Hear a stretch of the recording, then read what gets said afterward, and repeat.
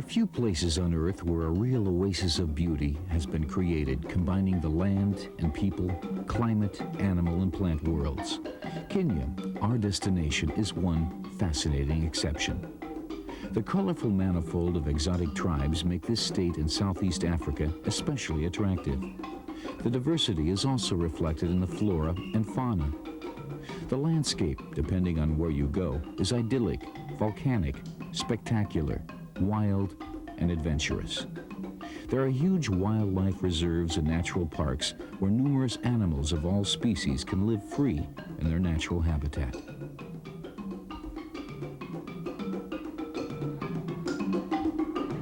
If you're looking for beauty, variety, and adventure, then let's head out on this journey together.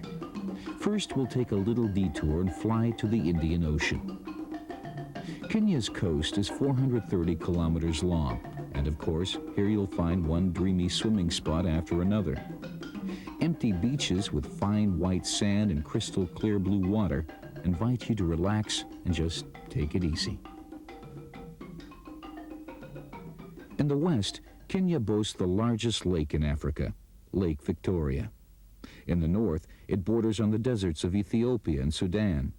In the east on Somalia and the Indian Ocean, and in the south and west on Tanzania. In size, Kenya is more than twice as large as West Germany. Before we move to the magic of this magnificent animal world, here's something about southern Kenya's climate. The equator crosses through Kenya and consequently has a variety of vegetation and climates. So the coast is a region of tropical sunshine with temperatures of around 28 degrees centigrade. In the distant highlands and around the big lakes, the air is fresh and clear. And on the snow-capped Mount Kenya, the temperatures even sink to well below zero. The rainy season is between April and June, but even during these months, it rarely rains all day long. Variety is provided in every respect. For us, it's the catchword directing our attention to the greatest wealth of this country, the wonderful, diverse animal and plant world. Just spending your time on the beach while in Kenya would be a waste. It's difficult to describe the experience of observing giraffes, zebras, monkeys, antelopes, lions, elephants, and rhinoceroses in the great outdoors.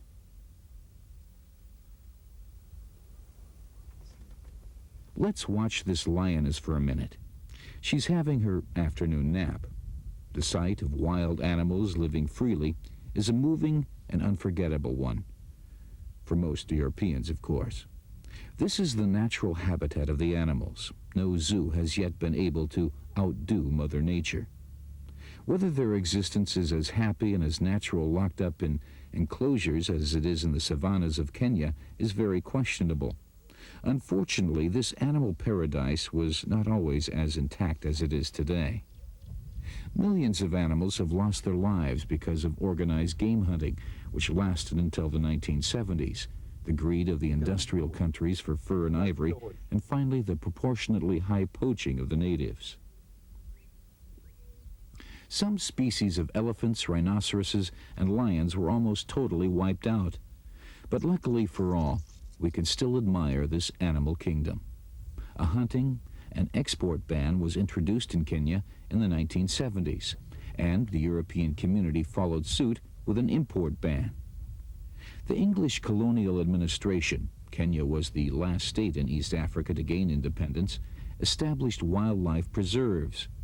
Today, there are more than 40 national parks, animal and marine reserves. But first, a little bit about Kenya's history. There's very little known about its early history.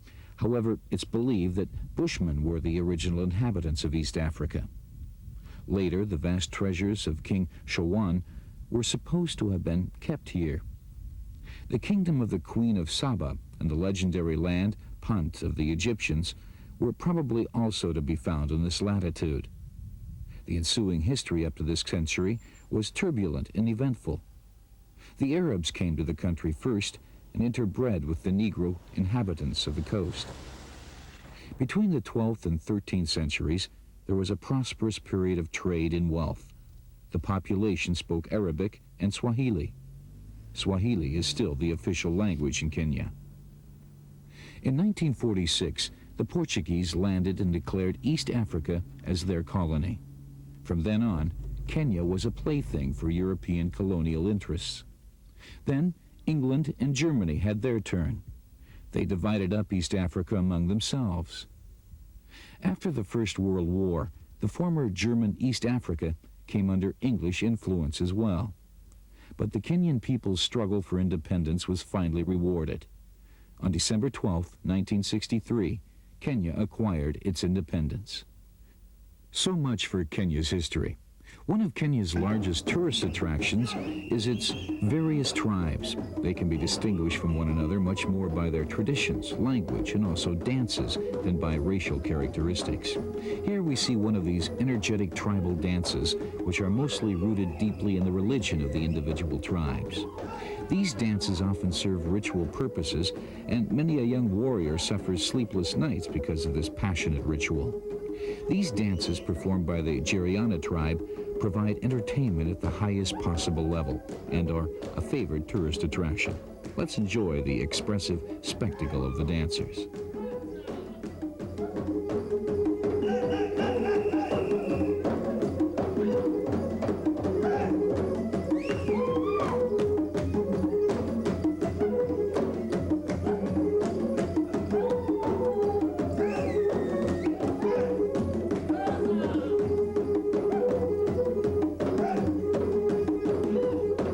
The physical comforts aren't at all neglected in Kenya. The food in the lodges and hotels is excellent. The buffets have an abundant range of tropical and international delicacies. And that not only for lunch and dinner, even the breakfast buffet is a feast in itself.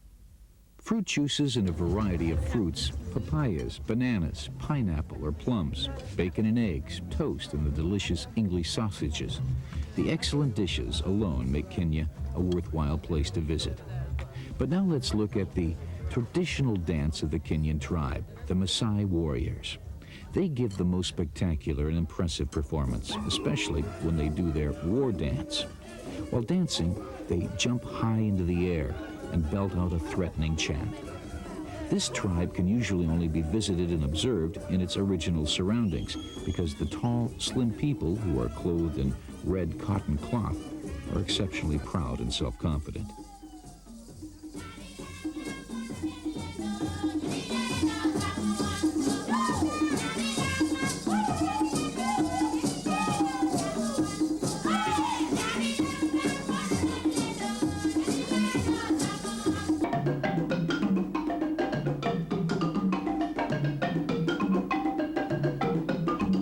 The musical arrangement of the Kenyan tribes are all alike. From pianos, xylophones, rattles, flutes, and lyres decorated with feathers are the musical instruments used. However, most ritual dances consist of just chanting and drumming.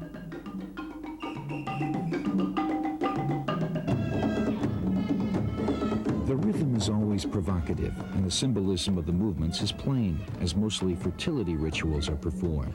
Before we turn to Kenya's hotels, let's enjoy the last pictures of the dancers together.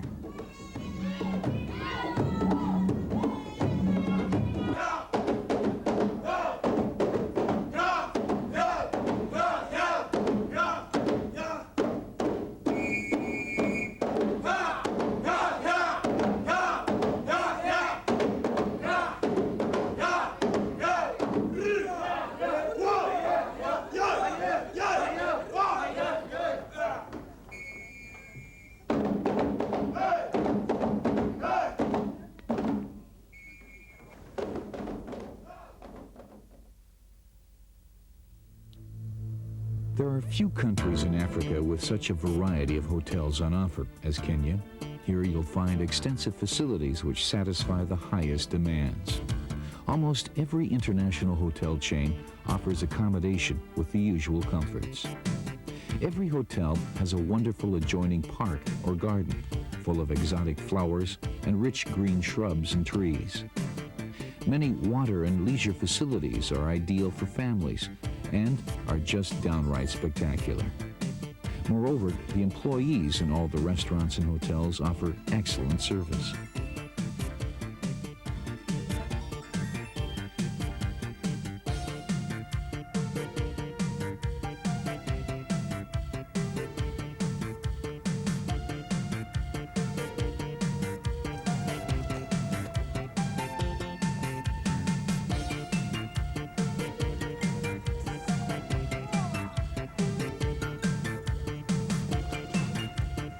Most hotels on the coast are spacious, offer luxurious accommodation, a friendly, exotic atmosphere, and a breathtaking view of the sea, which makes them a desirable holiday domicile. You'll even find hotels located in the national parks.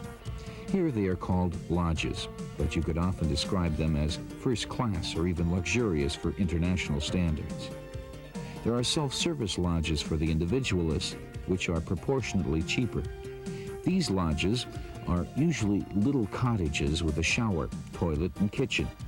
So let's enjoy the cheerful, relaxed bustle of the people in one of these beautifully laid out hotels on Kenya's coastline.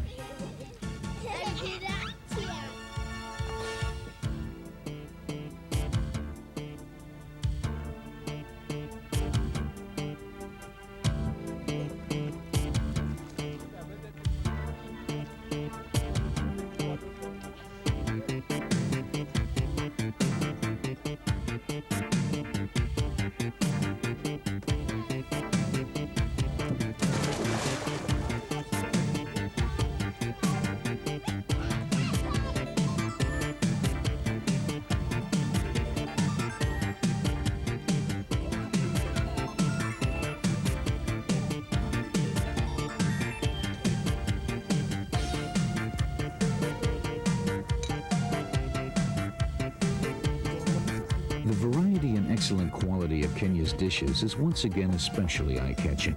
The wide selection and the exquisite preparation of fresh fish, shellfish, send even the most spoiled palate into raptures.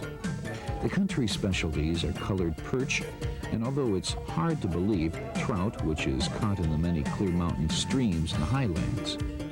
You also find a wide selection of familiar meat dishes, steak from malo lamb and the samosas.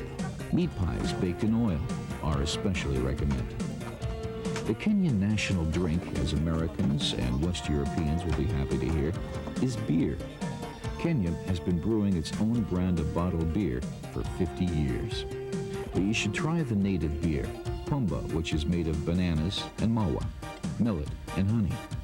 The fine liquors of Mount Kenya are also worth trying, not to mention the rich choice of exotic fruit juices. After the meal, you should rest. And where can you relax better than on a terrace surrounded by greenery with an exquisite view of the sea just in front of the hotel? Due to the favorably influenced wind currents, a pleasant breeze blows on Kenya's coast. There's no unpleasant sizzling in the sun here.